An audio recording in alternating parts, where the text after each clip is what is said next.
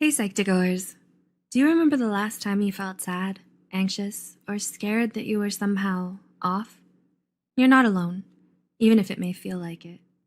The National Alliance on Mental Illness, or NAMI, reports sometimes a funk or rough patch can be a sign of something much deeper. This video represents 10 mental health symptoms you shouldn't ignore. Before we begin, we need to warn you that this video may be triggering for some. If you feel triggered by this video, please take care of yourself, even if it means clicking off this video. With that being said, let's talk about the 10 mental health symptoms you should not ignore. 1. You're having feelings of sadness or depression that last longer than 2 weeks. All people experience sadness at one time or another. However, most normal feelings of sadness get better with time. The American Psychiatric Association reported abnormally intense sadness lasting 2 weeks could be a sign of depression. The National Institute of Mental Health stated, not being able to snap out of it or sadness being heavier than normal should be taken seriously. 2. You're having extreme mood swings and don't know why. Do you find that your mood seems to switch super quickly or randomly? Tremp and others studied how often the average person's mood shifts on any given day. According to the National Center of Biotechnology Information, NCBI, this study showed people tend to experience positive emotions, such as joy or love, more often than negative ones. But it's totally normal for someone's emotions to change daily. However, the National Alliance for the Mentally Ill, NAMI, warns especially dramatic mood swings that cause huge changes in your behavior and energy can be a sign of bipolar disorder. Agencies such as the American Academy of Pediatrics say the more red flag signs are experiencing sadness, anger, or feelings of excessive euphoria for most of the day, especially if it has nothing to do with what's going on in your life. 3. Your worry and anxiety have gotten out of control. Have you ever found yourself worrying but can't shut it off? According to the National Institute for Mental Health, it may be a sign of an anxiety disorder. Other signs of anxiety disorders include having problems relaxing, insomnia, racing thoughts, unexplained aches and pains, or being easily irritated. The Anxiety and Depression Association of America suggests that if you've ever felt this way on most days for at least 6 months, you should consider talking to a mental health professional about your symptoms. 4. You've started withdrawing from others or isolating yourself.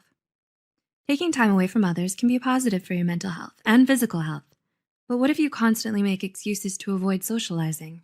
Mental health pros, such as Raymond Starr Jr. and Howard Dubowitz, say avoiding people or events you used to enjoy can be a sign of mental illness, such as depression, anxiety, or a psychotic disorder. 5. You may have noticed you're having delusions or hallucinations.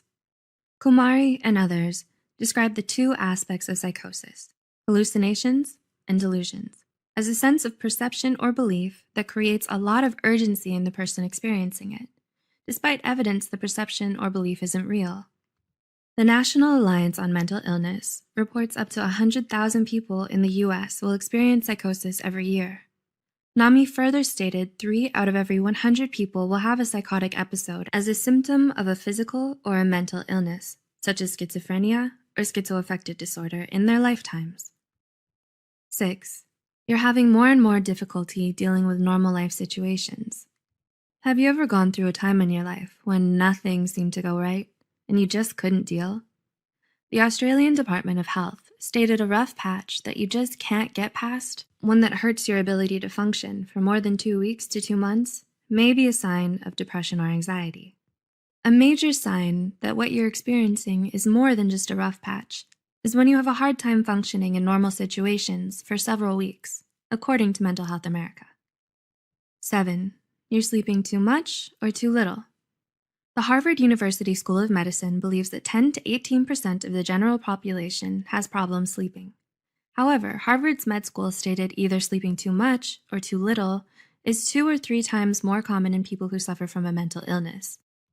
The Harvard Med School stated about 50% of people who live with ADHD, depression, anxiety, or bipolar disorder suffer from insomnia or hypersomnia, which means sleeping too much. 8. You started abusing drugs or alcohol. According to mentalhealth.gov, 1 in 4, or 25% of people who live with the symptoms of a mental illness use alcohol or drugs to self-medicate things like anger, anxiety, or mania. Experts believe individuals who suffer from depression, anxiety disorders, personality disorders, or schizophrenia are more likely to use drugs and alcohol as a coping mechanism than people diagnosed with other mental illnesses. 9. You're having extreme anger outbursts. Do you ever feel anger that's almost impossible to control or way too much for the situation? If so, your anger may be warning you about your stress levels, unresolved grief, or your anxiety. Healthline reported extreme anger outbursts can also be a sign of unresolved trauma, bipolar disorder, alcohol abuse, obsessive compulsive disorder, intermittent explosive disorder, or depression. If you wonder if your anger is healthy, experts recommend first recognizing your physical and emotional signs of anger. And 10, you started thinking of self-harm or suicide. The Mental Health Foundation reported up to 10% of people under the age of 30 have thought about self-harm or suicide. There are many reasons people consider self-harm or suicide, such as abuse or neglect at home, a major loss, trauma, or a catastrophe that you can't control or avoid.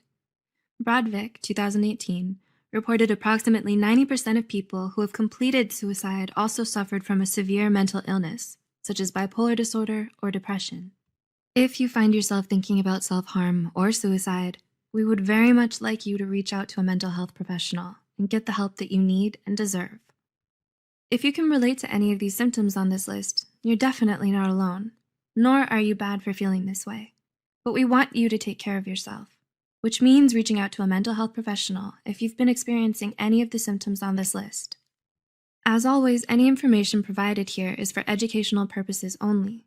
If you need mental health counseling or treatment, please contact your insurance company, local college's student counseling clinic, or your county crisis line. Keep watching the Psych2Go channel for more information on mental illness and mental health, and remember, help is out there. We'll see you in the next video.